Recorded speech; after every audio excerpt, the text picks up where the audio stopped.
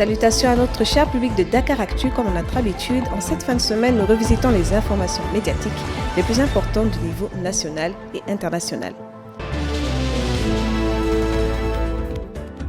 Ce 5 octobre était le jour de retour en salle de classe au Sénégal, mais pourtant, dit-on qu'il y a une grosse menace planant sur cette année scolaire 2023-2024.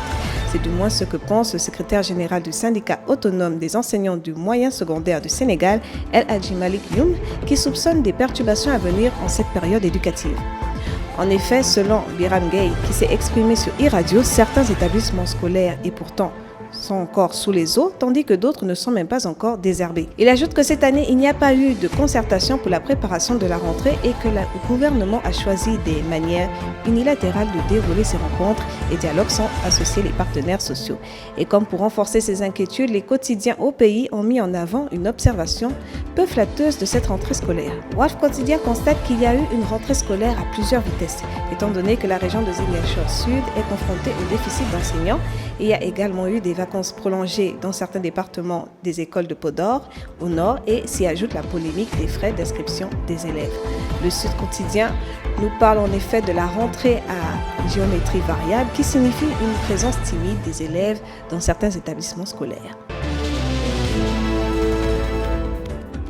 De ce qui en est de la politique, Vox Populis évoque la pléthore de candidats à l'élection présidentielle. Il affirme que 215 prétendants ont retiré des fiches de collecte de parrainage auprès de la Direction générale des élections.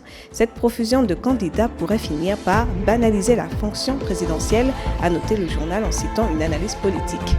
Cette avalanche de candidatures émue plus qu'un Sénégalais, observe le BSB Le Jour. Quant au quotidien Le Témoin, soutient qu'excepté quelques sérieux prétendants, l'écrasante majorité est constituée de candidats fantômes.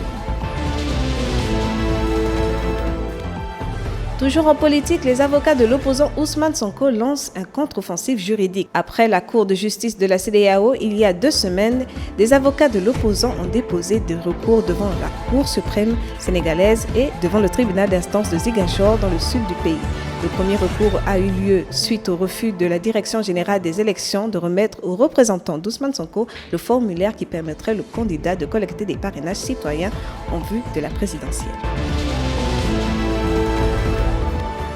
À l'international, au Burkina Faso, le ministre de la Défense suspend plusieurs officiers et sous-officiers de leurs fonctions. Les raisons de ces suspensions ne sont pas mentionnées dans les documents officiels signés par le colonel-major Kazoum Koulibaly.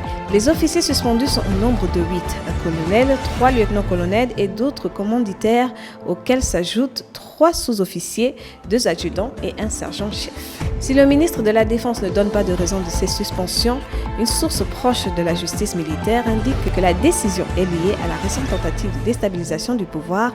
Ces personnes sont soupçonnées évidemment d'implication dans la tentative de coup d'État déjouée. Au Niger, au moins 29 soldats ont été tués dans la nuit du lundi à mardi dans l'ouest du pays, près de la frontière du Mali. Il s'agit de l'attaque la plus meurtrière depuis l'arrivée au pouvoir des militaires qui avaient pourtant justifié leur coup d'État le 26 juillet par la dégradation de la situation sécuritaire. Mais plus de 2 mois après le putsch, l'instabilité qui règne dans le pays reste très préoccupante.